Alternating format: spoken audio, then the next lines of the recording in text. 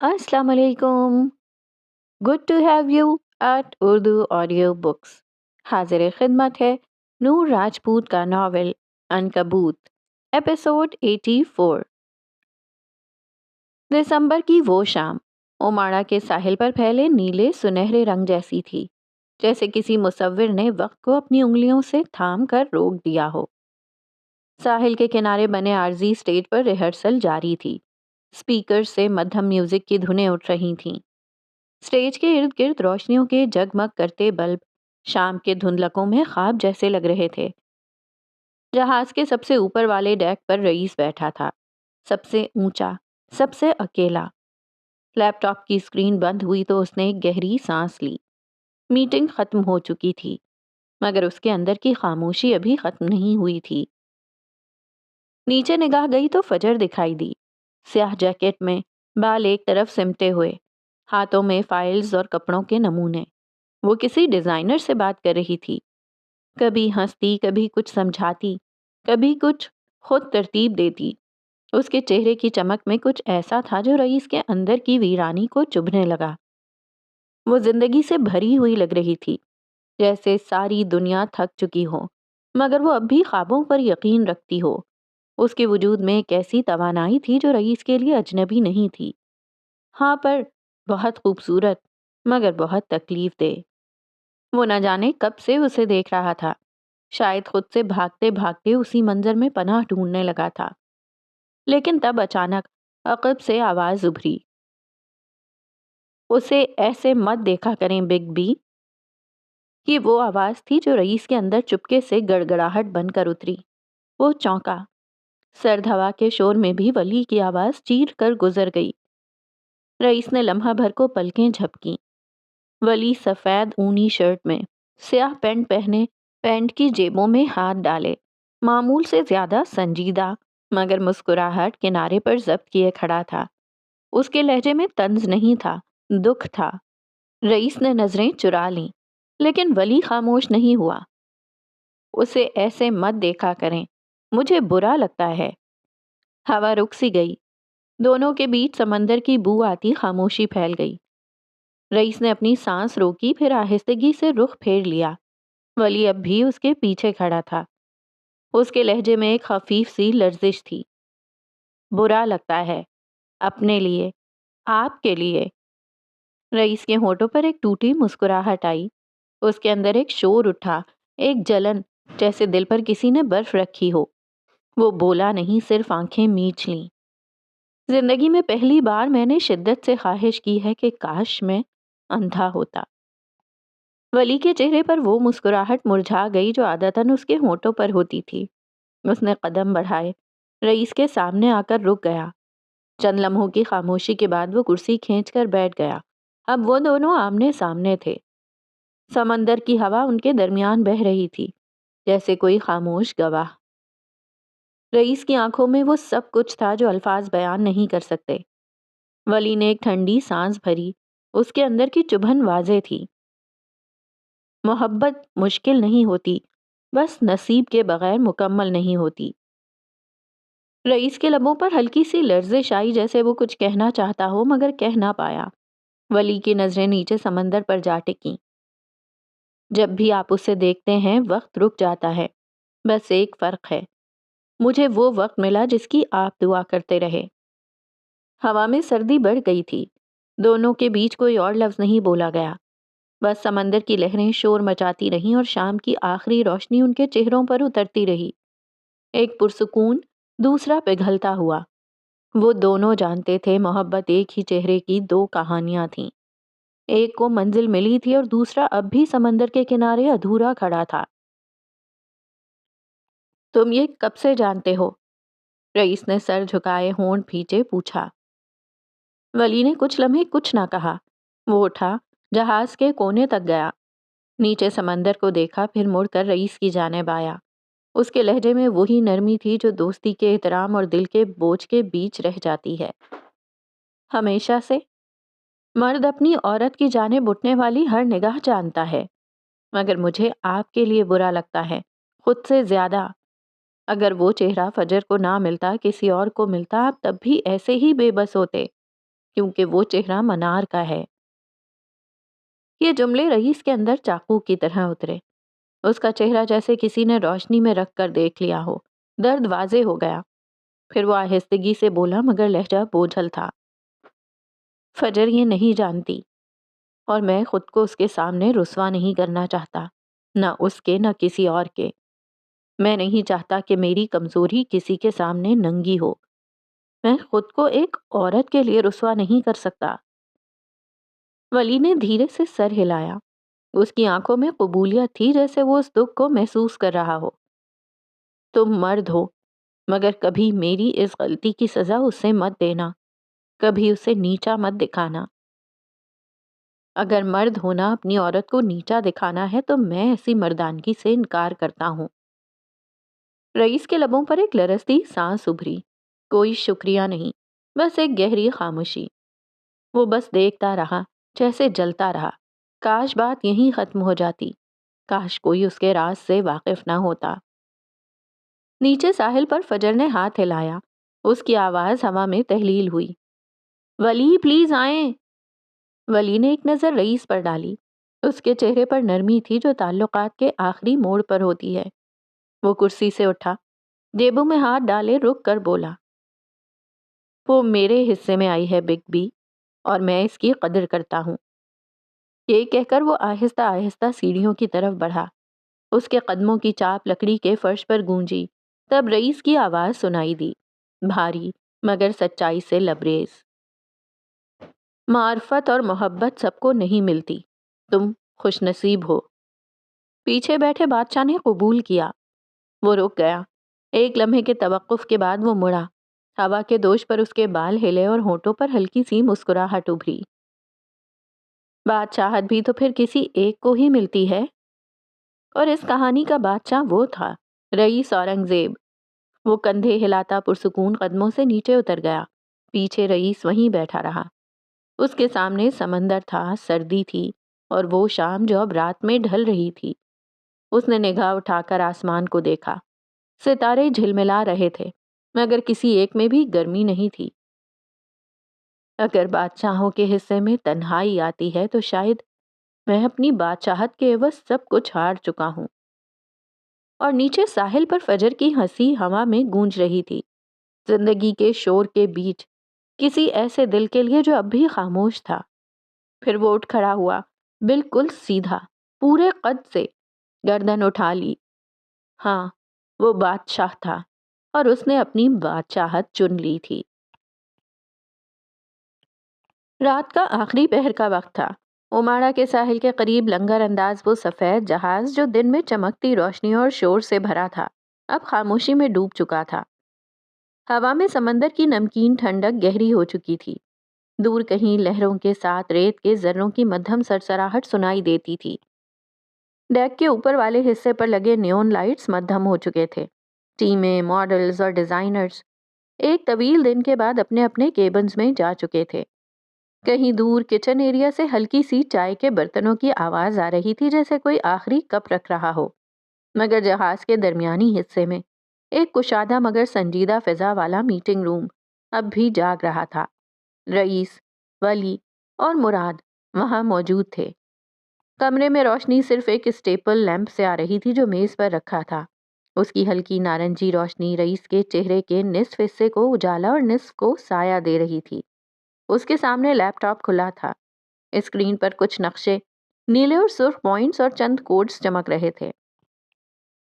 مراد ہاتھ میں کافی کا مگ تھامے دائیں بائیں چکر لگا رہا تھا، جبکہ ولی کان میں لگے ایئر بڈ سے ابھرتی آواز سن رہا تھا اور پھر نقشے پر نشان لگا رہا تھا۔ وہ اس قدر سنجیدہ تھا کہ اس کے چہرے کا نشان واضح ہو چکا تھا۔ اسی لمحے میز پر رکھا رئیس کا فون بجا۔ ایک انجان نمبر۔ تینوں کی نگاہیں خود بخود اسکرین پر جا ٹھہریں۔ سونیا ناگن؟ مراد کے لبوں سے پھسلا۔ رئیس نے ایک لمحے کو رک کر ولی اور مراد کو دیکھا، پھر فون اٹھا لیا۔ اس کی سرد سی آواز سنائی دی، ہیلو۔ دوسری جانب سے وہی آواز جس کی انہیں توقع نہیں تھی، کم از کم اب نہیں۔ سونیا سلطان۔ میری فلائٹ کا وقت ہو چکا ہے، لیکن جانے سے پہلے سوچا آخری بار تم سے بات کر لوں۔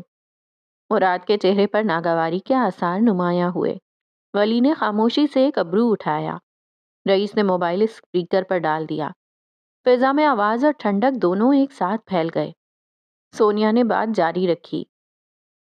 میں جانتی ہوں ہمارے تعلقات کبھی اتنے اچھے نہیں رہے کہ ہم ایک دوسرے کی مدد کریں، لیکن میں جانے سے پہلے تمہیں گڈ لک کہنا چاہتی ہوں رئیس۔ کمرے میں چند لمحوں کی خاموشی چھا گئی۔ مراد زیر لب بڑبڑایا، اس ناگن پر بھروسہ نہیں کیا جا سکتا۔ رئیس نے نگاہ نیچی کیے، قلم گھمایا مگر کچھ نہ بولا۔ منار جانتی ہے کہ تم اوماڑا پہنچ چکے ہو، سب جانتے ہیں، شاید وہ یہ بھی جانتی ہے کہ تم یہاں کیوں آئے ہو، لیکن وہ پھر بھی اپنی ڈیل اوماڑا میں کر رہی ہے۔ یہ تمہارے لیے خوشخبری ہے۔ ولی کے چہرے پر وہی سنجیدگی گہری ہوئی۔ رئیس کے ماتھے کی لکیر مزید واضح ہوئی۔ سونیا نے آہستگی سے اضافہ کیا، ہاں میں جانتی ہوں اس سے لڑنا، اس سے جیتنا آسان نہیں ہے، لیکن مجھے یقین ہے تم اسے ٹف ٹائم دو گے۔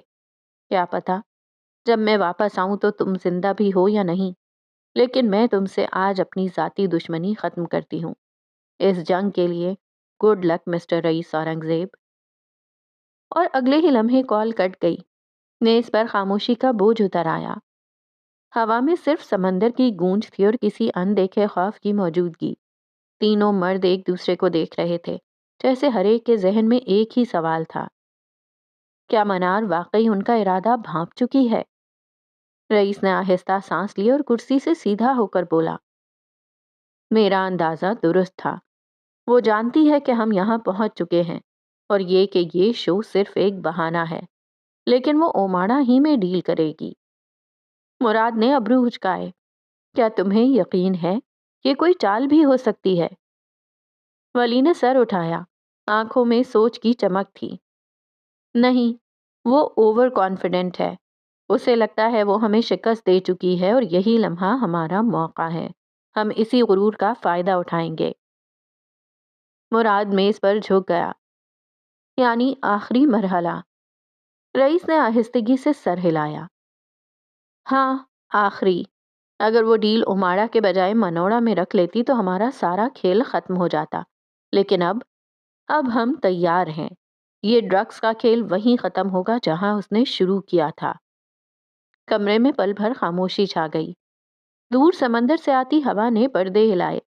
کافی کی خوشبو، جذبات کی حدت اور رات کی ٹھنڈک آپس میں گھل گئیں۔ ولی نے کان سے ایئر بڈ اتار دیا۔ مراد نے مگ خالی کر کے رکھ دیا اور رئیس نے لیپ ٹاپ کی اسکرین پر نگاہ گاڑ دی۔ یہ جنگ صرف فیشن شو کی نہیں تھی، یہ سب کے انجام کی جنگ تھی، اور انجام ہمیشہ بادشاہ لکھتا ہے۔ رئیس کے ہونٹوں پر ہلکی سی مسکراہٹ ابھری، اور بادشاہ کو بھی کبھی کبھی اپنی سلطنت جیتنے کے لیے خود میدان میں اترنا پڑتا ہے۔ اور اسی لمحے سمندر کے پار بجلی کی ایک چمک فضا میں لپکی۔ یوں لگا جیسے آسمان بھی اس جنگ کے آغاز کی گواہی دے رہا ہو۔ رات کے بطن میں سمندر کی لہروں جیسی چمک تھی۔ نیلگوں اندھیروں میں اوماڑا کا ساحل ایک افسانوی جگہ میں بدل چکا تھا۔ کوئن، یہ نام کبھی ایک پرتعیش ساحلی ریزورٹ کا تھا، جہاں صرف وہی لوگ داخل ہو سکتے تھے جن کے پاس دولت سے زیادہ اختیار ہوتا۔ اب وہ جگہ ایک پوش نیم تاریک دنیا میں بدل چکی تھی۔ کلبز، پینٹ ہاؤسز، ہائے نیلامی شو کی تیاریوں سے روشن راہداریوں کے ساتھ، ہر طرف روشنیوں کے پردے، سمندر کی نم ہوا اور سائے جو رقص کر رہے تھے۔ منار وہاں پہنچ چکی تھی، لیکن وہ منار نہیں تھی جسے وہ جانتے تھے۔ اس بار وہ ایلارا رین کے نام سے آئی تھی، سیاہ چمکدار وگ میں، نیلے لینزز کے پیچھے چھپی آنکھوں کے ساتھ، لمبا سلور گاؤن، کندھوں پر بکھرے مصنوعی لہری بال اور لبوں پر وہی ٹھہرا ہوا سکون جو صرف ایک ایسی عورت کو آتا ہے جس نے اپنی شکستوں کو طاقت بنا لیا ہو۔ ریسیپشن پر موجود مینیجر نے احترام سے سر جھکایا، welcome miss Rain, the queen's deck is ready for you. خیر مقدم ہے مس رین، ملکہ کا ڈیک آپ کے لیے تیار ہے۔ منار نے صرف اتنا کہا، good, I don't like delays. بہتر، مجھے تاخیر پسند نہیں۔ اس کے لہجے میں وہ خفیف سی سردی تھی جس سے ہوا کا درجہ حرارت تک گر جائے۔ ڈیک 1 وہ اصل جگہ تھی جہاں کل رات کی ڈیل ہونی تھی۔ اس کے ارد گرد ایک مستند ٹیم موجود تھی، 5 لوگ جن میں ہر ایک مخصوص کردار رکھتا تھا۔ ایک فائنینشیل ایجنٹ، 2 ماڈلز اور 2 سیکیورٹی پروفیشنلز۔ سب کچھ کامل نظم میں چل رہا تھا، جیسے کسی گھڑی کی سوئیاں۔ منار خاموشی سے سب کچھ دیکھتی رہی۔ اس نے سامنے پڑی نیون لائٹ سے بھری ہال کی تصویر اسکرین پر دیکھی۔ یہاں کل رات وہ کمرشل شو ہوگا جو صرف ایک بہانہ ہے، اس نے سرد لہجے میں کہا۔ اصل سودا اس کے بعد ہوگا، جب روشنیوں کے بجھنے کے بعد بھی ہم کھیل جاری رکھیں گے۔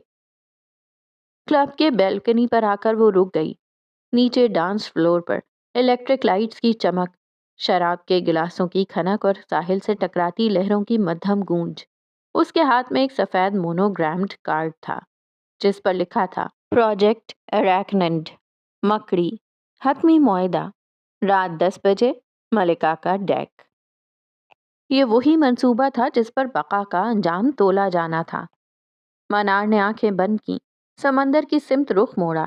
ایک لمحے کے لیے اس کے چہرے پر فجر جیسی ہلکی روشنی لہرائی لیکن فوراً غائب ہو گئی۔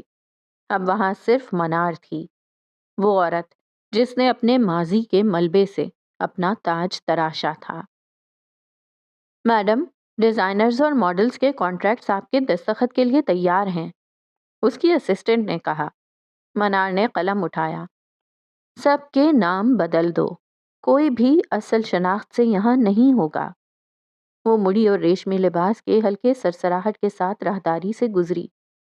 روشنیوں کے بیچ اس کا سایہ دیوار پر پھیلتا چلا گیا، لمبا، پراسرار، جیسے کوئی عنکبوت اپنے جال کے آخری دھاگے کو کھینچ رہا ہو۔ آخر میں اس نے اپنے کمرے کی کھڑکی کھولی، سمندر کے شور میں دھیرے سے کہا، کل رات یہ شہر ایک اور کہانی نگلے گا، اور شاید میں خود بھی۔ نیچے ساحل پر لائٹس مدھم ہو رہی تھیں اور اوپر کوئن کے کلب میں منار نے آخری بار آئینے میں خود کو دیکھا۔ ایلارا رین غائب ہو گئی۔ آئینے میں اب صرف منار معراج تھی، ٹھنڈی، بے رحم اور ناقابل شکست۔ دسمبر کی ایک اور یکبستہ خاکستری صبح نے لاہور کے افق کو اپنی لپیٹ میں لے رکھا تھا۔ کمرے کے اندر ہیٹر کی دھیمی یکساں آواز کے باوجود شیشے کی کھڑکیوں پر دھند کی ایک پتلی سی تہ جمی تھی۔ باہر ابھی روشنی پوری طرح پھیلی نہ تھی۔ آئینے کے سامنے کھڑا صفدر گہرے سلیٹی رنگ کے سوٹ پر ٹائی کی گرہ درست کر رہا تھا۔ اس کی حرکات میں ایک نپی تلی سنجیدگی تھی، جیسے وہ کسی معمول کا نہیں، کسی جنگ کی تیاری کر رہا ہو۔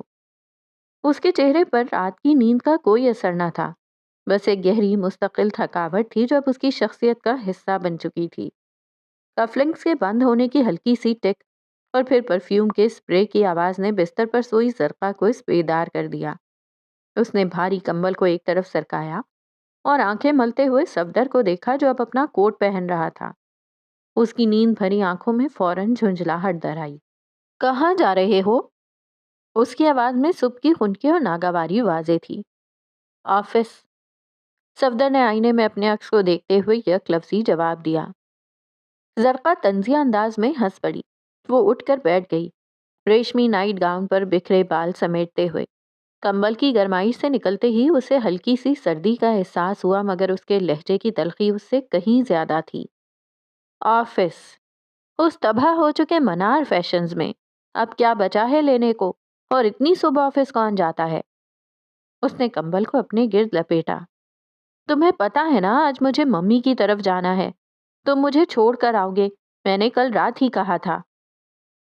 صفدر نے اس کے طنزیہ لہجے کو خاموشی سے برداشت کیا۔ اس نے بنا اس کی طرف مڑے کلائی پر اپنی گھڑی باندھنی شروع کر دی۔ اس کی یہ خاموشی زرقہ کے غصے کو بھڑکانے کے لیے کافی تھی۔ تم میری بات کو اگنور کر رہے ہو صفدر؟ وہ تقریباً چیخی۔ اس کے تیور بگڑ گئے۔ جب سے اس رئیس نے تمہیں برباد کیا ہے تم پاگل ہو گئے ہو، سن رہے ہو یا نہیں؟ صفدر نے گھڑی کا اسٹریپ بند کیا اور آہستگی سے اس کی طرف مڑا۔ اس کی آنکھوں میں غصہ نہیں، ایک گہری بے بسی اور صبر تھا۔ میں تمہاری فضولیات کو نظر انداز ہی کر سکتا ہوں زرقا۔ فضولیات؟ زرقا بستر سے اتری، اس کے پاؤں نرم قالین پر پڑے۔ میرا اپنی ماں کے گھر جانا فضولیات ہے، یا یہ حقیقت ہے کہ تم ایک مردہ گھوڑے کو زندہ کرنے کی کوشش کر رہے ہو؟ وہ آفس اب کھنڈر ہے، تمہارے پاس نہ سبھی ڈیزائنز ہیں نہ کاریگر، سب چھوڑ گئے ہیں۔ وہ چلتی ہوئی اس کے قریب آئی۔ اور وہ تمہاری لاڈلی پارٹنر فجر، وہ تو مزے سے فیشن شوز کر رہی ہے، اپنا نام چمکا رہی ہے۔ اسے تو کوئی پرواہ نہیں کہ منار فیشنز کا کیا بنا۔ سارا بوجھ، سارا کام تمہیں ہی کرنا ہے، تمہیں یہاں اس ملبے پر بٹھا رکھا ہے، اور خود وہ… بس کرو زرقا۔ صفدر کی آواز بلند نہیں تھی، مگر اس میں ایسی کاٹ تھی کہ زرقا ایک لمحے کو ٹھٹک گئی۔ اس نے اپنا والیٹ اور فون اٹھایا۔ ہاں، سارا کام مجھے ہی کرنا ہے۔ وہ اس کے قریب سے گزرا اور دروازے کی طرف بڑھا۔ کیونکہ اگر میں ہاتھ پر ہاتھ دھرے بیٹھ جاؤں، شکست تسلیم کر لوں، تو تمہاری یہ اعلیٰ خواہشات، یہ لائف اسٹینڈرڈ کون پورا کرے گا؟ اس نے ہاتھ سے کمرے کی آرائش کی طرف اشارہ کیا۔ یہ لائف سٹائل، تمہارے ٹورز، تمہاری پارٹیاں، تمہاری شاپنگز، تمہاری ممی کے گھر کے لیے ہر ہفتے جانے والے تحفے، یہ سب کہاں سے آئے گا؟ کیا میں کام کرنا چھوڑ دوں؟ کیا میں گھر بیٹھ جاؤں تاکہ تم مجھے روز ایک ناکام آدمی ہونے کا تانا دے سکو؟ زرقا کا چہرہ سرخ ہو گیا۔ تم مجھے تانا دے رہے ہو؟ میں تمہاری بیوی ہوں، میرا حق ہے۔ صفدر دروازے میں رکا۔ اس نے مڑ کر زرقا کو دیکھا، اور اس ایک نگاہ میں اتنی تھکاوٹ تھی کہ زرقا لرز گئی۔ میں تم سے محبت کرتا ہوں زرقا۔ اس کی آواز اب بھی دھیمی تھی۔ اتنی محبت کہ میں نے تمہاری ہر غلطی اور تمہارا وہ دھوکہ بھی معاف کر دیا جس نے مجھے اندر سے مار دیا تھا۔ میں نے سب بھلا دیا، صرف اس لیے کہ تمہیں پا سکوں، اور میں جانتا ہوں تم میری بیوی ہو، تمہارا حق، اور یہ میں تمہارے لیے ہی کر رہا ہوں۔ زرقا نے نظریں چرا لیں۔ یہ میرا بزنس ہے۔ صفدر نے سختی سے بات جاری رکھی۔ یہ صرف پیسے کمانے کی مشین نہیں، یہ میری عزت ہے، میری شناخت ہے۔ اور فجر، اس کے لہجے میں فجر کے لیے غیر متزلزل حمایت تھی، وہ میری پارٹنر ہے، اور اس سے زیادہ میری بہن۔ وہ جو فیشن شوز کر رہی ہے وہ اپنا نام نہیں چمکا رہی، وہ منار فیشنز کو زندہ رکھنے کی آخری کوشش کر رہی ہے۔ وہ وہاں لڑ رہی ہے تاکہ میں یہاں اس ملبے کو دوبارہ کھڑا کر سکوں۔ اس نے گہری سانس لی۔ تمہیں لگتا ہے میں اس لیے جا رہا ہوں کہ وہاں کچھ بچا ہے؟ میں اس لیے جا رہا ہوں تاکہ وہاں سب کچھ دوبارہ بنایا جا سکے۔ صفدر، میں… زرقا کے پاس الفاظ نہیں تھے۔ میں نے تمہاری بہت باتیں سن لی ہیں زرقا۔ تم نے روحی کے ساتھ جو کیا میں نے برداشت کیا، تمہاری ناشکری، تمہارے تانے، فجر کے خلاف تمہاری یہ زہر افشانی، آئندہ نہیں۔ اس نے حتمی لہجے میں کہا۔ میں اس گھر کو بھی بچاؤں گا اور اپنے کام کو بھی، لیکن اب میں تمہاری اس تلخی کو اپنی ہمت توڑنے نہیں دوں گا۔ اس نے دروازے کا ہینڈل گھمایا۔ تمہیں ممی کے گھر جانا ہے تو ڈرائیور لے جائے گا، میں شام تک مصروف رہوں گا۔ اس سے پہلے کہ زرقا کچھ اور کہتی، وہ دروازہ کھول کر باہر نکل گیا۔ کمرے میں ایک دم سناٹا چھا گیا۔ ہیٹر کی آواز اب پہلے سے زیادہ بلند محسوس ہو رہی تھی۔ زرقا وہیں کھڑی رہی، حیران، ساکت۔ اسے پہلی بار احساس ہوا تھا کہ جس شخص کو وہ اپنی انگلیوں پر نچاتی رہی تھی، اس کے صبر کی آخری حد آخرکار آ گئی تھی۔ باہر دسمبر کی سرد دھند آلود ہوا میں صفدر نے اپنی گاڑی کا دروازہ کھولا اور اس تباہ شدہ آفس کی طرف روانہ ہو گیا جسے وہ دوبارہ تعمیر کرنے کا عزم کر چکا تھا۔ دسمبر کی شام، اوماڑا کی خنک ہوا میں ایک عجیب سی سرسراہٹ تھی۔ وہ ہوا جو سمندر کے نمکین ذائقے کے ساتھ فضا میں تیرتی اور دل کے اندر تک اتر جاتی۔ سورج دھیرے دھیرے مغرب کے نیلگوں پانی میں ڈوب رہا تھا، اور اس کی نارنجی کرنیں جہاز کے اس بڑے شیشے والے میک اپ روم میں سنہری دھاگے بن رہی تھیں۔ باہر فیشن شو کی گہما گہمی اپنے عروج پر تھی۔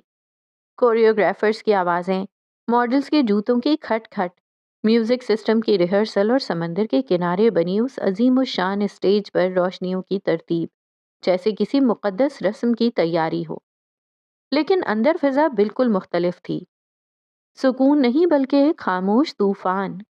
فجر آئینے کے سامنے بیٹھی تھی، سادہ حلیہ، ہیزل آنکھیں جو عجیب بے چینی سے بھری تھیں، اور گہرے بھورے رنگ کے بال جو کندھوں پر بکھرے ہوئے تھے۔ آئینے میں اس کی عکاسی ایک عام عورت کی نہیں، ایک چالاک مکڑی کی سی لگتی تھی جو اپنے ہی بنے ہوئے جال میں داخل ہونے والی تھی۔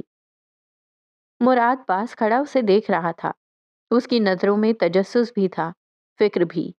چند لمحے گزرے، پھر اس نے پوچھا، اے مکڑی، تم یہ کر لوگی نا؟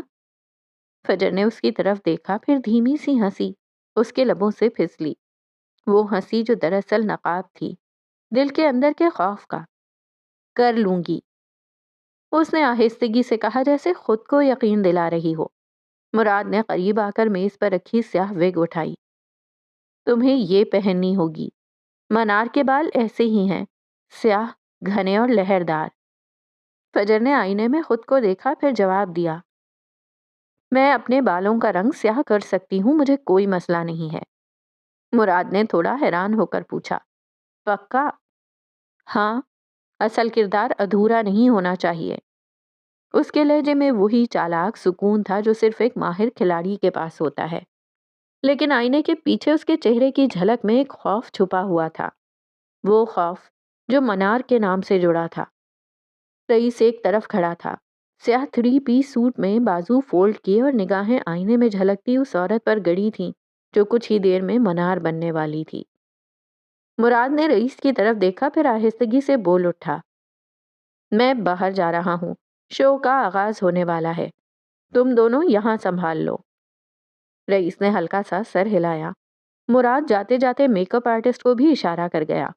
دروازہ بند ہوا، کمرے میں خاموشی پھیل گئی۔ اب صرف 3 وجود تھے، فجر، رئیس اور آئینے میں جھلکتا منار کا سایہ۔ رئیس نے چند لمحے خاموشی میں گزارے اور پھر آہستگی سے بولا، تمہیں یقین ہے تم یہ کر لوگی؟ فجر نے آئینے سے نظریں نہیں ہٹائیں۔ کیا؟ جو کرنے جا رہی ہو؟ رئیس نے دھیرے سے پوچھا۔ کیا تم جانتی ہو کہ وہ عورت، منار، تمہارے سامنے بھی آ سکتی ہے؟ فجر کے ہونٹوں پر تلخ مسکراہٹ ابھری۔ سیدھی بات کریں بگ بی، آپ یہ پوچھنا چاہتے ہیں کہ کیا میں اپنی ماں کے سابقہ عاشق کو بچا لوں گی یا نہیں؟ کمرے کی فضا لمحہ بھر میں منجمد ہو گئی۔ رئیس کا چہرہ سرخ پڑ گیا۔ ایسا کچھ نہیں ہے، میرا ایسا کوئی رشتہ، آپ نہیں تو وہ آپ کی ایکس ہیں؟ فجر نے تنزیہ پوچھا۔ رئیس نے گہری سانس لی۔ ہمارا کوئی ایسا رشتہ نہیں ہے۔ فجر مڑی اور بازو سینے پر باندھ کر اس کی طرف دیکھا۔ تو پھر کیا رشتہ ہے؟ رئیس خاموش رہا، اس کے لب ہلکے سے کھلے مگر کوئی لفظ نہ نکل سکا۔ دونوں نظریں پل بھر کو ٹکرائیں۔ ایک طرف فجر کی آنکھوں میں چمک تھی، دوسری طرف رئیس کے اندر ایک پرانا زخم۔ یوں تو ہم کزنز تھے، مگر شاید کچھ رشتے خون سے زیادہ خطرناک ہوتے ہیں۔ رئیس نے نظریں جھکائیں۔ کمرے میں دسمبر کی خنکی اور سمندر کی ہوا مل کر ایک بھاری فضا بنا رہی تھی۔ دونوں کے درمیان فاصلے کے باوجود ایک انکہی کشش موجود تھی، وہ کشش جو فجر کو منار سے اور رئیس کو ماضی سے جوڑتی تھی۔ خاموشی گہری ہو گئی تو اس نے یہ خاموشی توڑ دی۔ فکر نہ کریں، میں یہ کر لوں گی۔ رئیس نے نگاہ اٹھائی۔ تم سمجھتی نہیں ہو، یہ کھیل تمہیں توڑ دے گا۔ وہ ضبط کیے بولا۔ وہ نہیں چاہتا تھا فجر منار کا وہ روپ دیکھے جس سے شاید وہ ناواقف تھی۔ ٹوٹنا برا نہیں ہوتا بگ بی، وہ دھیمی آواز میں بولی۔ بعض اوقات ٹوٹ کر ہی پتہ چلتا ہے کہ اندر کیا ہے۔ یہ کہہ کر وہ دوبارہ آئینے کی طرف مڑی۔ میک اپ آرٹسٹ جو اب واپس آ چکی تھی نے اس کے بالوں میں کالے رنگ کا اسپرے کیا۔ پھس کی آواز کے ساتھ گہرے بھورے بال آہستہ آہستہ سیاہ ہونے لگے۔ وہ بیٹھ چکی تھی۔ میک اپ آرٹسٹ اپنا کام شروع کر چکی تھی۔ آئینے میں اب منار کا عکس ابھرنے لگا، وہی آنکھوں کا کمال، وہی چہرے کی لکیریں، وہی اصرار۔ رئیس نے دیکھا اور ایک لمحے کو اسے لگا جیسے ماضی زندہ ہو گیا ہو۔ منار، لفظ اس کے لبوں سے بے اختیار نکلا۔ فجر نے سنا مگر کچھ نہیں کہا، صرف اتنا کہ آئینے کے سامنے کھڑی ہو کر آہستگی سے بولی، یہ میں نہیں ہوں، یہ صرف ایک چہرہ ہے۔ رئیس نے گہری سانس لی۔ کاش تم سمجھ پاتی کہ چہروں کے پیچھے ہی سب کچھ چھپا ہوتا ہے۔ فجر مسکرا دی۔ ہاں مگر کبھی کبھی چہرے ہی سب کچھ جلا دیتے ہیں۔ دروازے کے باہر میوزک کی آواز بلند ہوئی۔ فیشن شو کا آغاز ہونے والا تھا۔ مراد کی آواز اناؤنسر کے مائک پر گونج رہی تھی۔ Welcome to the queens fashion gala where style meets secrets. Fajr نے آئینے میں خود کو دیکھتے ہوئے گہری سانس لی۔ آئینے میں اب صرف منار تھی، چہرہ، نگاہ، لب، بال، سب کچھ۔ وہ خود کو دیکھتی رہی، پھر دھیرے سے بولی، چلو کھیل شروع کرتے ہیں۔ رئیس نے اس لمحے میں خواہش کی کہ وہ رک جائے۔ وہ بولنا چاہتا تھا مگر پھر خاموش ہو گیا۔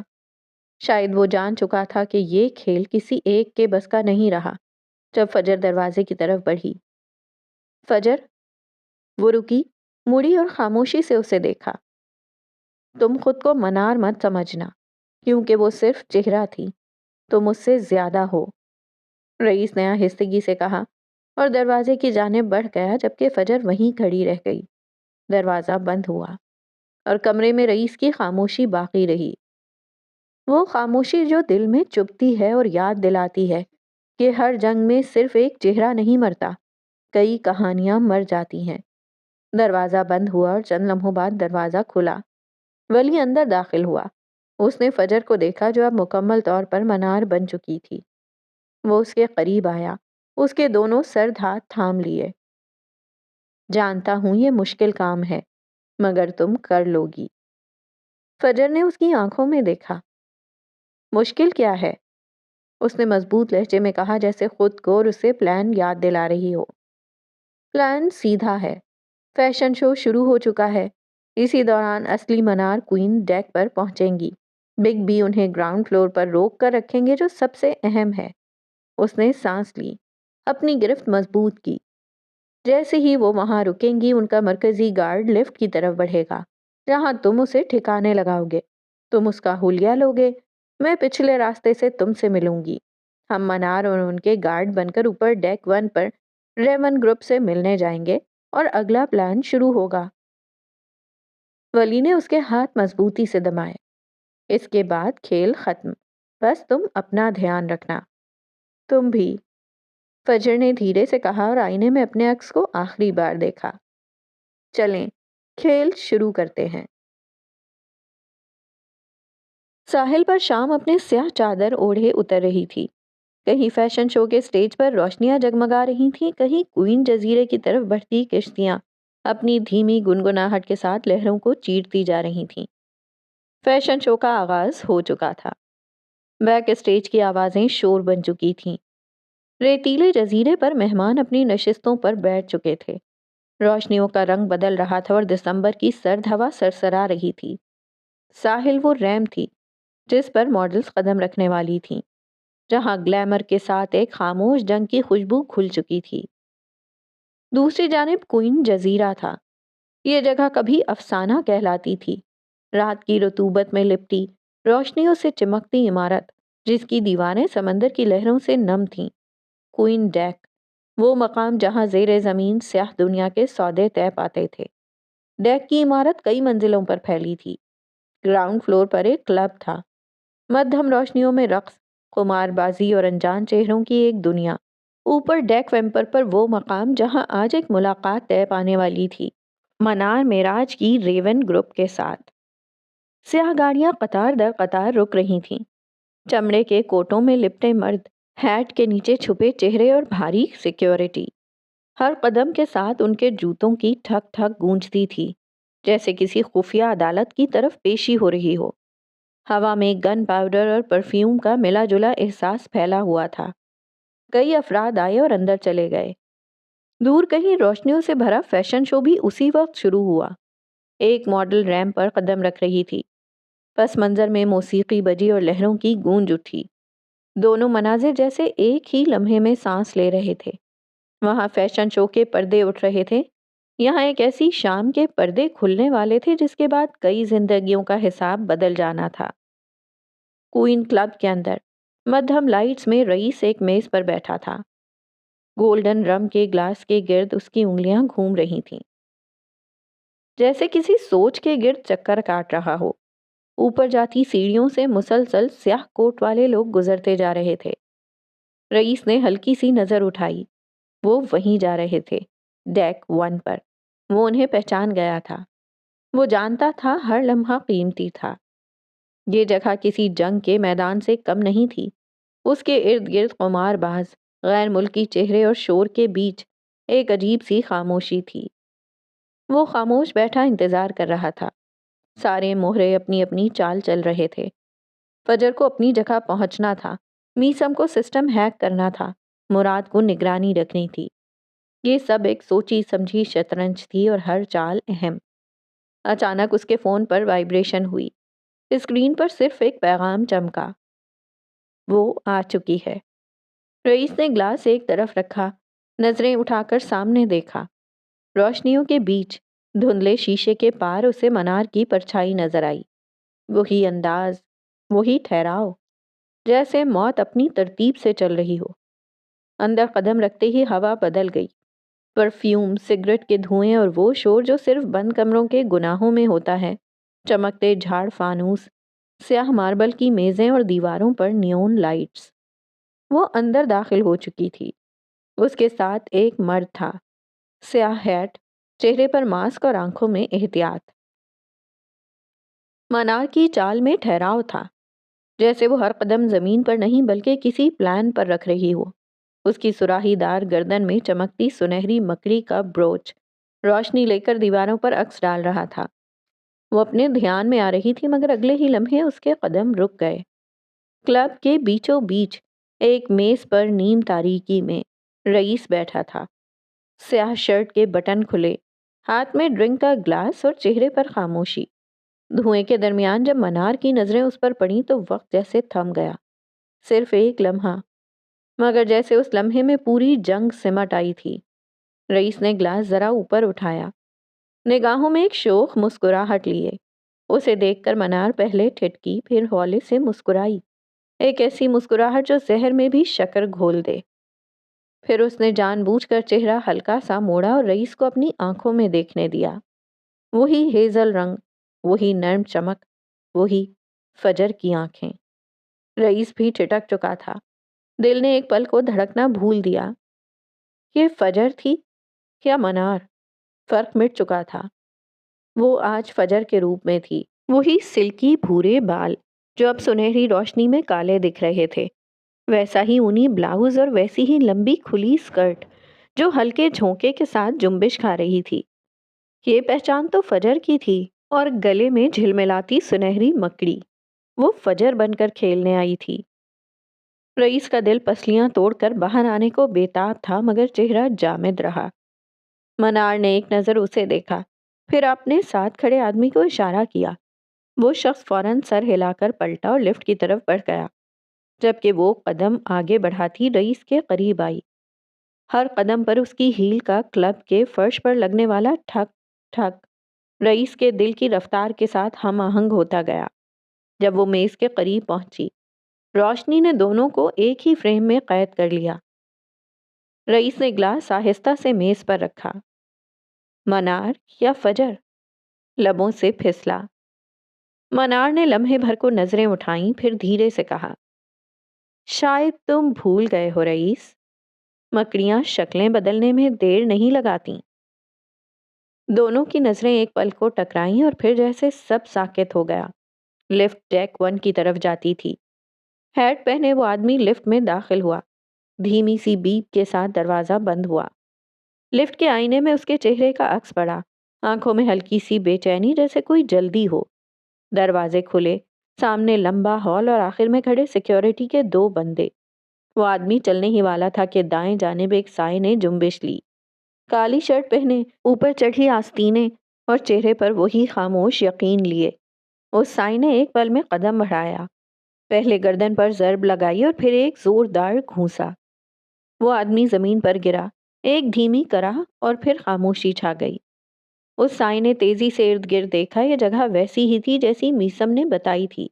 कोई कैमरा नहीं, कोई गवाह नहीं। ये क्लब के उस हिस्से का फायदा था जहां सिर्फ ताकतवर आते थे, कानून नहीं। वो तेजी से उसे घसीट कर करीब रेस्ट रूम में ले गया, दरवाजा अंदर से बंद किया और आईने के सामने उसके कपड़े, कोट, मास्क और हैट उतारकर खुद पहने। चंद लम्हों बाद वही आईना एक नए शख्स को दिखा रहा था, विलियम, जो अब मनार का आदमी बन चुका था। उसने अपने कान में एयरबड ठीक किया। तुम लोकेशन पर हो? मीसम की आवाज गूंजी, परेशानी और तरतीब दोनों एक साथ। हाँ, उसने हल्की सांस लेते कहा। सब पहुंच गए हैं। हम अभी प्लान के मुताबिक आगे बढ़ रहे हैं। हमारे पास वक्त कम है। अभी रेवन के लोग टेक 1 पर हैं। डील शुरू होने में 10 मिनट बाकी हैं।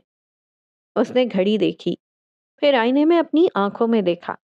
दरवाजा खोला, लिफ्ट के दूसरी सिमत वाले दरवाजे से बाहर निकला, जहां नीचे पार्किंग एरिया में फजर गाड़ी में बैठी उसका इंतजार कर रही थी। सीढ़ियों पर कदमों की आवाज गूंजती गई। एयरबड में मीसम की आवाज एक बार फिर उभरी। तुम्हारे पास वक्त कम है वली। अगर मनार को शक हो गया तो सब खत्म हो जाएगा। अनकबूत के जाल में शिकार ही नहीं, शिकारी भी फंसते हैं। फिर वो रात की सर्द हवा में निकल गया, जहां समंदर का शोर, शहर का शोर और फैशन शो की मौसीकी सब एक दूसरे में घुल गए थे। क्लब का दरवाजा धीरे से बंद हुआ। अंदर नीम अंधेरे में नीली और सुनहरी रोशनी झिलमिल कर रही थी। सैक्सोफोन की धीमी धुन, हंसियों की आवाजें, ग्लासों का टक्कर और हर मेज पर चलता जुआ जैसे गुनाहों की चाल। हल्की सी मुस्कुराहट के साथ मनार ने अपना सुनहरी वॉलेट मेज पर रखा और नर्म मगर चुपती आवाज में पूछा, बादशाह साहब, अपना फैशन शो छोड़कर यहाँ क्या कर रहे हैं? उसके लहजे में तेज तंज और माजी की हल्की चोट छुपी थी।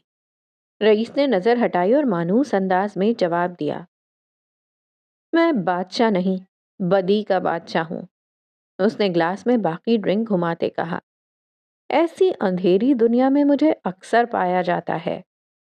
मनार ने सर को हल्का सा एक तरफ झुकाया और लबों पर आधी मुस्कुराहट खींचते बोली, तुम कहोगे और मैं मान लूंगी।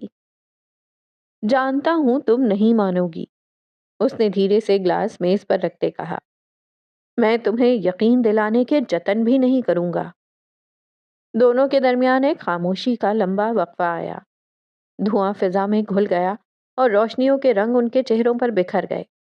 मनार की नजरें रईस पर ठहरी रहीं। स्याह शर्ट, चमकते कफ और उसकी आंखों की वो गहराई जो कभी भी किसी के भी दिल में उतर जाती थी। वो चाहकर भी उससे निगाह नहीं हटा पाई। कभी रोशनी में देखा है खुद को? रईस के होठों पर मध्यम सा तबस्सुम उभरा। रोशनी में देखने वाले अक्सर अंधे हो जाते हैं और मैं देखना छोड़ चुका हूँ, उस रात के बाद से। उसने माजी की जानिब इशारा किया। मनार लम्हे भर को रुकी। उसकी आंखों में एक पुराना दर्द सा लर्जा मगर फौरन बुझ गया। इसीलिए तुम हार जाओगे और शायद इसीलिए तुम मुझे मार नहीं पाओगी। ग्लास उठाकर एक घूंट भरा। दोनों एक दूसरे को देख रहे थे जैसे वो आईने में आमने सामने आ गए हों और रोशनी के बीच सिर्फ धुंध रह गई हो। क्लब के अकबी दरवाजे पर पार्किंग एरिया। हवा में नमक और तेल की खुशबू थी। दूर समंदर के शोर के साथ फैशन शो की मौसीकी हल्की सुनाई दे रही थी।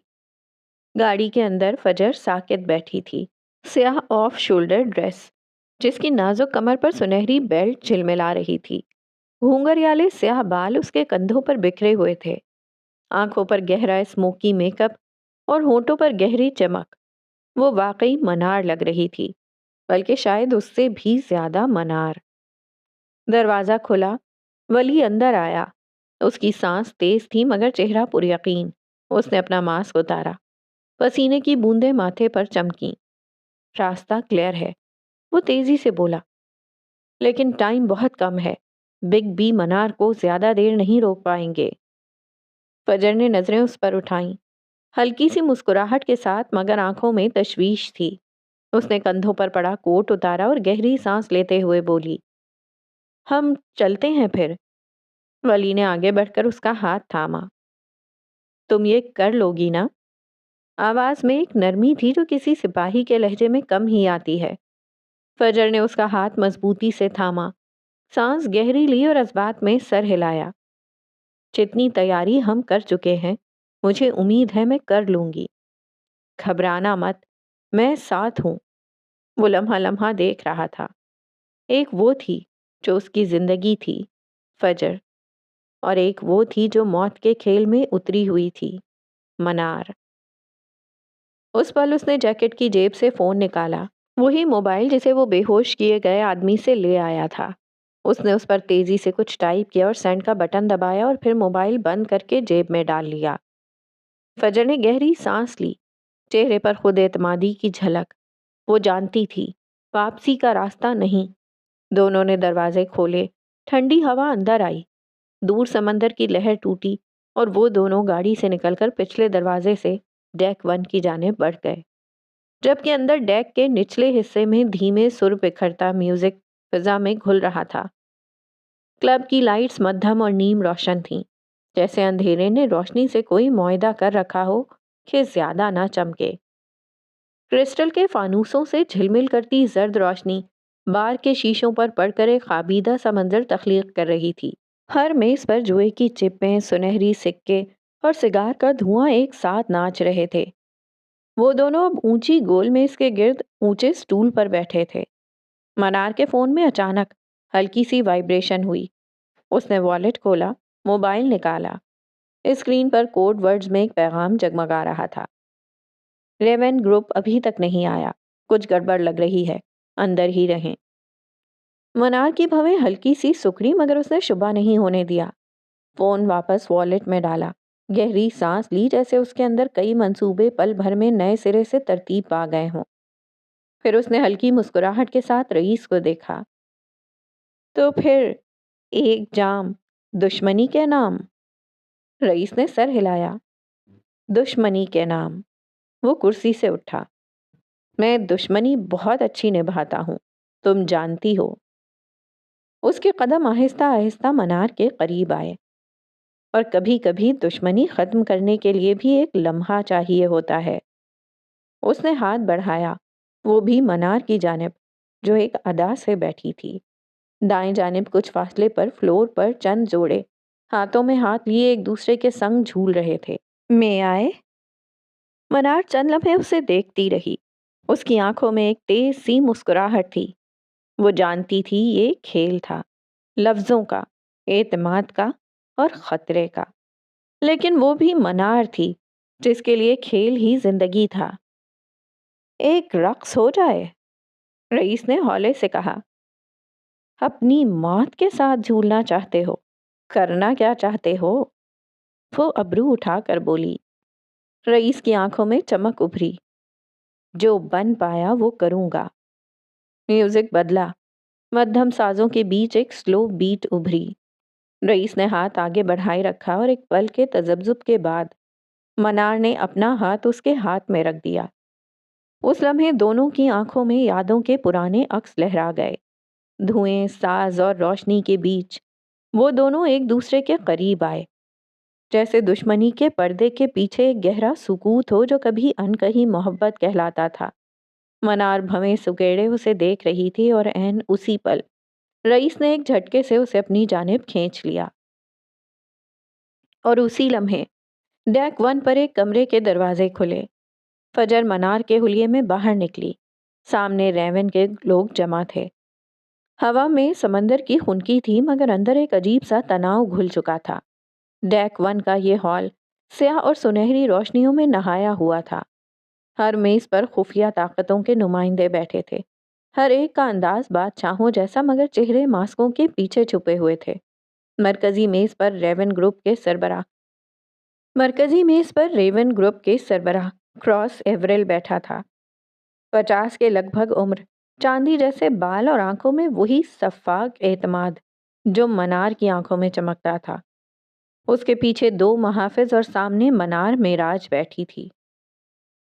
سیاہ آف شولڈر لباس، سنہری مکڑی گلے میں اور چہرے پر وہی بے نیازی، جو طاقت کے عادی لوگوں میں ہوتی ہے، جبکہ ولی اس کے پیچھے کھڑا تھا، سیاہ کوٹ، چہرے پر ماسک، مگر آنکھوں میں مسلسل چوکسی لیے۔ ایک ذرا سی غلطی اور وہ لوگ موت کے منہ میں پہنچ جاتے۔ کراس نے سگار جلایا۔ اس کی آواز دھیمی مگر کاٹدار تھی۔ ہم نے سنا تھا ملکہ کبھی دشمن سے ہاتھ نہیں ملاتی۔ فجر نے اپنی گلاس کے کنارے پر انگلی پھیرتے ہوئے جواب دیا، کبھی کبھی دشمن سے ہاتھ ملانے کے لیے پہلے خون بہانا پڑتا ہے۔ ایک لمحے کو وہ رکی، پھر نظر اٹھائی۔ اور تم جانتے ہو میں خون سے نہیں ڈرتی۔ کراس کی ہنسی ابھری۔ تمہارے بارے میں کہا جاتا ہے کہ تمہارے دل میں برف ہے۔ فجر نے چمکتی مسکراہٹ لیے اسے دیکھا۔ انداز ہوش ربا تھا۔ برف پگھلے تو پانی بنتا ہے، اور پانی میں ڈوبنے والے زیادہ تیزی سے مرتے ہیں۔ ایک لمحے کو دونوں کے درمیان عجیب سا سکوت چھا گیا۔ ولی نے سر جھکا کر گھڑی دیکھی۔ 8:45 ہو چکے تھے۔ سب کچھ ٹھیک جا رہا تھا، منصوبے کے عین مطابق۔ Deck 0 club. دھیمی موسیقی بہہ رہی تھی۔ منار رئیس کے بازوؤں میں تھی۔ روشنی ان دونوں کے گرد گول دائرے کی طرح پڑ رہی تھی۔ اس کے ہاتھ رئیس کے کندھے پر، رئیس کی انگلیاں اس کی کمر پر، اور وہ آہستہ آہستہ ایک دوسرے کے سنگ قدم اٹھا رہے تھے۔ اتنی مکمل جوڑی! وہاں بیٹھے کئی جوڑے انہیں دیکھ کر چونکے۔ منار کے چہرے پر پرانی مسکراہٹ تھی، مگر اس کی آنکھیں خالی لگ رہی تھیں۔ رئیس نے سر جھکایا، اس کے کان کے قریب کہا، تمہاری آنکھیں خالی کیوں ہیں؟ منار ہولے سے مسکرائی، ایک ہوش ربا مسکراہٹ۔ ہیزل آنکھیں چمک اٹھیں۔ جب میں کسی کی موت لکھتی ہوں تو کچھ پل افسوس کے ہوتے ہیں، یہ پل وہی ہیں۔ اس نے رئیس کے چہرے پر نظریں جمائیں، اس کے مضبوط کندھے پر ہاتھ کی گرفت بڑھائی۔ وہ اس کے جواب پر ہولے سے ہنس دیا۔ میری موت کے لیے تم نے سالوں انتظار کیوں کیا؟ اس نے ایک قدم پیچھے ہٹایا اور ہاتھ منار کے سر سے گزارتے ہوئے اسے ہولے سے گھمایا۔ گول دائرے میں اس کی سکرٹ گھوم گئی۔ کیونکہ میں لوگوں کا زوال ان کے عروج پر لکھتی ہوں۔ اگلے لمحے وہ اس کے قریب آ چکی تھی۔ اس کا ہاتھ رئیس کی دھڑکن کے مقام پر ٹک گیا۔ رئیس کا دل ٹھہر کر دھڑکا۔ لیکن تمہاری آنکھیں تو کچھ اور کہتی ہیں۔ وہ پھر سے اس کی جانب جھکا۔ میری آنکھوں پر مت جانا، یہ تمہیں وہ دکھائیں گی جو تم دیکھنا چاہتے ہو۔ ایک لمحے جو خاموشی چھا گئی، پس منظر میں ساز کی بیٹ بدلی اور کلب کی روشنی تھوڑی سی مدھم ہو گئی۔ وہ دونوں ایک دوسرے کے قریب تھے، اور ایک دوسرے سے اٹھتی قیمتی مہک ایک دوسرے کی دھڑکن کو بوجھل کر رہی تھی۔ Deck 1 meeting hall. تو میرا مال کہاں ہے؟ کس جزیرے پر ملکہ؟ وہ رکا۔ ویسے تمہارا اصل نام کیا ہے؟ نام جان لینا کافی نہیں ہوتا کراس، بعض نام زہر ہوتے ہیں۔ کراس ہنسا۔ زہر بھی کبھی کبھی دوائی بن جاتا ہے۔ فجر کے ہونٹوں پر طنزیہ لکیر کھنچ گئی۔ میں دوائی نہیں دیتی، صرف اثر رکھتی ہوں۔ منار جیسا زہریلا لہجہ۔ فضا میں ایک انجانی کھنک پھیل گئی۔ کراس کی ٹیم آگے بڑھی۔ چلیے پھر ڈیل وہیں ہوگی جہاں ہمارا سامان ہے۔ فجر نے ایک نظر اس کے پیچھے کھڑی ٹیم کو دیکھا اور سر ہلایا۔ وہ لوگ منزل کے قریب پہنچ چکے تھے۔ بس کچھ دیر اور۔ کچھ دیر بعد چاند کی مدھم روشنی میں چند گاڑیاں ڈیک کے کنارے سے آگے بڑھیں۔ گاڑیاں نمکین ہوا میں بل کھاتی ساحل کی طرف جا رہی تھیں۔ فجر کی گاڑی سب سے آگے تھی۔ بائیں طرف ولی بیٹھا، پیچھے دو نقاب پوش محافظ جو سیاہ جیکٹوں اور ماسک میں ایک جیسے لگ رہے تھے۔ منار کے سائے جو آگے بیٹھی فجر کو اپنی ملکہ سمجھ رہے تھے۔ دور روشنیوں کی ایک پٹی ابھری، وہی جگہ جہاں گاڑیاں رکنے والی تھیں۔ ریت میں پہیوں کے نشان، ہلکی ہوا اور سمندر کی بھپری ہوئی سانسیں چھا گئیں۔ یہ وہ مقام تھا جہاں منار اور ریون گروپ کی پرانی دشمنی آج ایک ڈیل کے پردے میں نپٹنے والی تھی۔ وہاں 3 گاڑیاں پہلے کھڑی تھیں۔ منار کی باقی پوری ٹیم یہاں موجود تھی۔ ڈیک میں اس کے ساتھ صرف ایک آدمی گیا تھا جو اب تک بے ہوش تھا، باقی اس کی پوری ٹیم یہاں تھی۔ وہ اپنے وقت پر وہاں پہنچ چکے تھے، کہیں کوئی گڑبڑ نہیں ہوئی تھی، لیکن خطرہ سر پر منڈلا رہا تھا، کیونکہ منار کا فون اسی کے پاس تھا۔ اگر کسی لمحے وہ کسی بھی آدمی کو فون کر لیتی تو کھیل یہیں ختم ہو جاتا، لیکن صد شکر اسے رئیس نے تھام رکھا تھا۔ گاڑیوں میں سے ایک کی ڈگی کھولی گئی۔ فجر نے انگلی کے اشارے سے کہا، یہ رہا تمہارا مال، دیکھ لو۔ کراس آہستہ سے آگے بڑھا، ایک باکس کھولا، اندر سفید پاؤڈر کے پیکٹس ترتیب سے رکھے تھے۔ اس نے انگلی سے چھوا، ہلکی سی پھونک ماری۔ صاف ہے، وہ مدھم آواز میں بولا۔ میرا ذرہ بھی ملاوٹ برداشت نہیں کرتا کراس۔ وہ ایک ادا سے آگے بڑھی۔ کراس مسکرایا، مگر تمہاری قیمت بھی صاف نہیں لگتی۔ قیمت کبھی صاف نہیں ہوتی، فجر نے کہا، بس ادا کرنی پڑتی ہے۔ وہ خود مزید سنجیدہ اور پراسرار بناتے ہوئے بولی، ہم بھی وہی دینے آئے ہیں۔ کراس کے آدمی نے اپنا ایک بکسا کھولا، اندر نوٹوں کی گڈیاں تھیں جو رات کی روشنی میں چمک رہی تھیں۔ ولی کے ایئر بڈ میں ہلکی سی جنبش ہوئی۔ تمہیں یہاں زیادہ دیر نہیں رکنا چاہیے، یہاں سے جلدی نکلو، ٹیم پہنچ چکی ہے۔ جیسے ہی کراس کے آدمیوں نے بکسے منار کے آدمیوں کی طرف بڑھائے، ہوا اچانک کسی چیتے کی طرح پھٹ پڑی۔ ایک تیز فائر ہوا، گولی سیدھی کراس کے کندھے میں لگی۔ ڈاؤن ڈاؤن، کوئی چیخا۔ فضا میں شور مچ گیا، ریت اڑنے لگی، گولیوں کی آوازوں نے سمندر کی خاموشی چیر دی۔ کراس جھک چکا تھا، اس نے خون سے لت پت ہاتھ فجر کی طرف اٹھایا۔ تم نے ہمیں دھوکہ دیا، فجر نے کندھے اچکائے۔ میں دشمنوں سے ہاتھ نہیں ملاتی۔ اس کے چہرے پر شیطانی مسکراہٹ ابھری۔ اس کا کام پورا ہو چکا تھا، تباہی کا بدلہ، تباہی۔ مگر اس سے پہلے کہ وہ کچھ اور کہتی، چاروں طرف اندھا دھند فائرنگ شروع ہو چکی تھی۔ ہمیں یہاں سے نکلنا ہوگا، ولی نے اس کا بازو تھاما۔ چلو پیچھے گاڑی ہے۔ وہ دونوں ریت میں بچتے بچاتے ہوئے گاڑی کی طرف لپکے۔ گولیاں ان کے آس پاس ریت اڑا رہی تھیں۔ منار کی ٹیم اسے بچانے کی کوشش کر رہی تھی۔ وہ اس کے بعد دائرہ بنائے اسے بچا کر نکلنے کی کوشش میں تھے۔ سب ایک جیسے حلیے میں تھے، سب کے چہرے چھپے ہوئے۔ اس بھگدڑ میں فجر الجھ گئی۔ اس نے بھاگتے ہوئے ولی کا ہاتھ تھام لیا اور پھر اچانک اس نے فجر کو گاڑی کے پیچھے دھکا دیا۔ جھک جاؤ! اور اگلے ہی لمحے یکے بعد دیگرے 3 گولیاں اس کے سینے میں پیوست ہو گئیں۔ وہ ایک جھٹکے سے پیچھے ہٹا، سانسیں کھینچنے لگا، پھر زمین پر گر گیا۔ گولیوں کی آوازوں کے بیچ فجر نے یہ منظر دیکھا اور پھر اس کی آنکھیں پھٹ پڑیں۔ نہیں، ولی! اس کی چیخ ہوا میں گھل گئی۔ وہ جیسے اپنی جگہ پر جم چکی تھی۔ اس کی آنکھوں میں دنیا جیسے رک گئی۔ گولیاں اب بھی چل رہی تھیں، ریت میں چنگاریاں اٹھ رہی تھیں، مگر اس کے لیے سب کچھ خاموش ہو چکا تھا۔ اس کے چہرے پر ناقابل بیان صدمہ تھا، ہاتھوں کے ساتھ ساتھ ہونٹ بھی کپ کپائے۔ ولی! ولی! وہ پھر سے بڑبڑائی۔ ہمت اتنی بھی نہیں تھی کہ قدم بڑھا کر ریت پر بے جان پڑے شخص تک پہنچ پاتی۔ دیکھتے ہی دیکھتے اس کی رنگت سفید پڑ گئی اور ان آنکھوں کے سامنے منظر دھندلا گیا۔ ریون گروپ بھاگ رہا تھا، فائرنگ اب بھی جاری تھی۔ یہ رئیس سیکیورٹی کے ٹرینڈ لوگ تھے جو ولی کے قیادت میں آئے تھے، مگر وہ شخص…